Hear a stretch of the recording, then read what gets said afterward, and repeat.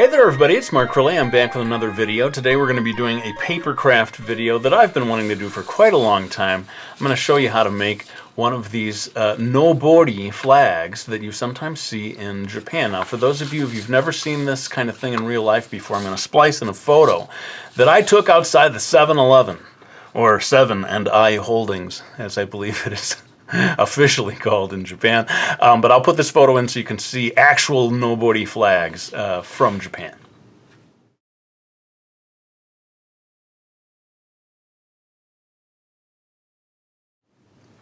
So there you see the real thing, and those were advertising yakitori, the sort of grilled chicken snacks that you sometimes see.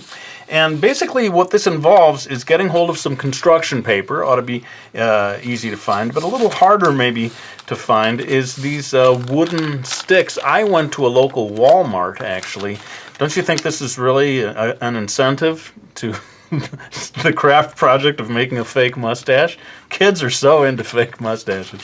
But anyway, I found these at my local Walmart, and really quite inexpensive to get a whole pack of them.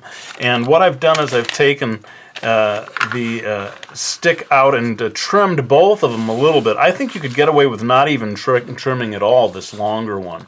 But this one, certainly you'd have to make a little smaller, and if you don't have a sort of, saw that's appropriate for the job, you could probably just sort of cut away at it with a hobby knife, or I'm using a Swiss Army knife. And what I decided to do when I created my mock-up of this was to cut a little bit of a notch into each one where I thought that they would cross over one another to sort of assist with the gluing process. So that's what I'm going to be doing in all in time lapse, is cutting away those notches to show you the preparation of that part of the project.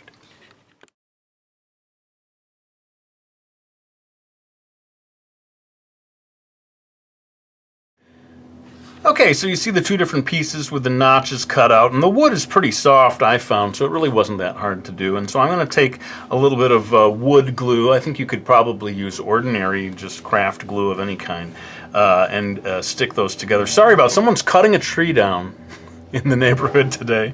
Talk about good timing, Crowley. But apologies if you hear the sound of a tree being cut down in the background. I'm going to go ahead and glue this, set it aside, and then we're going to get on to the fun part of doing the banner. Alright, so here's the piece of construction paper, and what I did, I just looked on the internet and I found an example of a sort of sushi flag. That's what these kanji say here. And I made the measurements. I guess I'll go ahead and show what that is for those of you who are curious. This comes out to around 8 inches from top to bottom, the height of it. That works out to around 21 centimeters, and then what is it, like a little over 2 inches side to side, which is about 6 centimeters. And then I just added these little tags on each side. There's 5 of them on the top to bottom side, and there's 3 of them. This is all based on what I saw on photographs on the internet. Well, I'm going to go ahead and just with a pair of scissors cut this out, and then we'll move on to adding a little paint.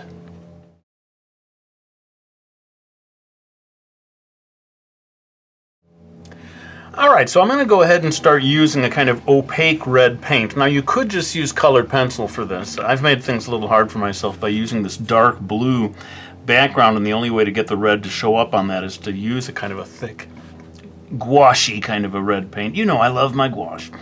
And so I'm going to go ahead and paint this all in. Now keep in mind that it doesn't have to be in Japanese. You could write in English, stacking the letters from top to bottom. You could write happy birthday, congratulations. This could be like a gift for a friend. For whatever reason, I just always have wanted to do this as a project. And I thought, why not? Whether anyone wants to do it or not. Maybe I'm the only one on earth. But I decided to go ahead and give it a try. So I'm going to go ahead and do all of this in time lapse, all of the painting part of it, and then we'll be back to start attaching it to the actual wooden poles.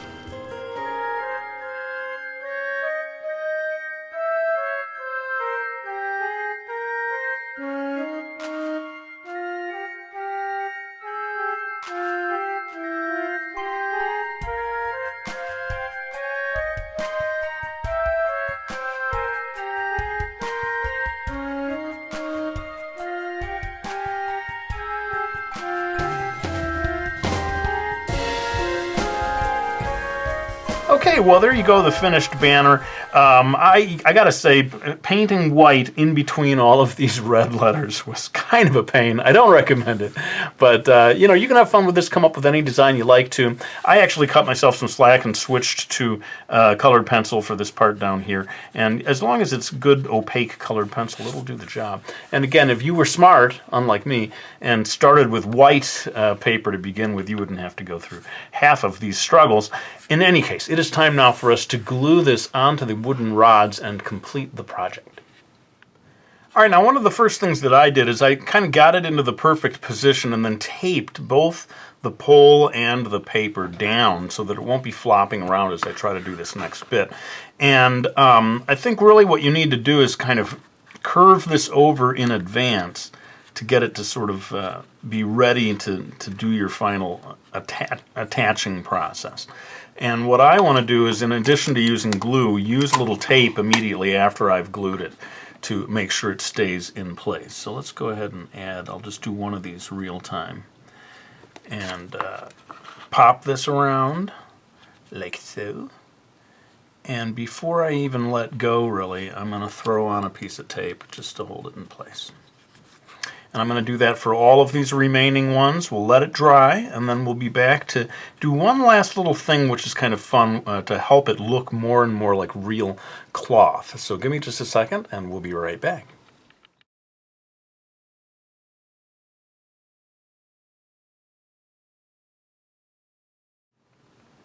All right, well, I've given some time for the glue to dry and then very carefully removed the tape. Now we can flip it over and...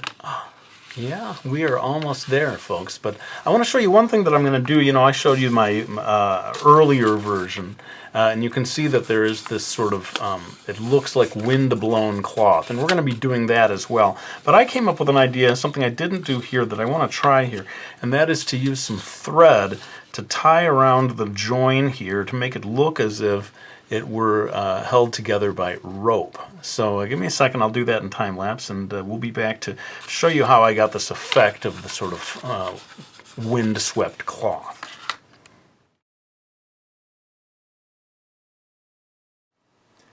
So I thought I'd just zoom in a little closer so you can see that little extra detail of adding the rope, or the illusion of rope anyway. I think it's a nice final touch. All right, let's refocus the camera and finish this project off. So really this last bit is the easiest part. In order to make it look more like cloth, all you have to do is start sort of manipulating the paper into, I would say, roughly diagonal looking hills and valleys. And you basically can't do it wrong, I would say. Just be patient and sort of build up little by little these irregular, like I said, sort of like mountain ridges almost. And if you do that enough, you're going to end up with something that really does look like it's sort of flapping in the wind. I'll do this all in time lapse.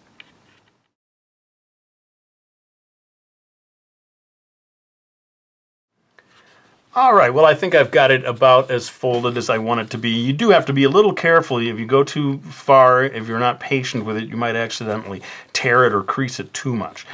So let's go ahead and take this downstairs, and I'm going to put it into this one last thing that I created. I used the kneaded eraser to create this. You could just use Play-Doh or almost any sort of substance you have around the house to create the base, you know, that this thing goes into to hold it upright. So let's go ahead and finish this off and do the final reveal. Okay, well, it's time to go ahead and put this into place. Thanks to the people who finished cutting the tree and stopped making noise during my video. There you go, my finished craft project there. I hope you enjoyed watching the video, and I will be thrilled to see if anyone decides to take up the challenge and make one of their own. But for now, I just want to end this video by thanking anyone who has supported me by getting any of my books. There's a link in the description if you want to purchase any of them. But that's it for now. Thanks so much for watching this video, my friends. We'll be back with another one real soon.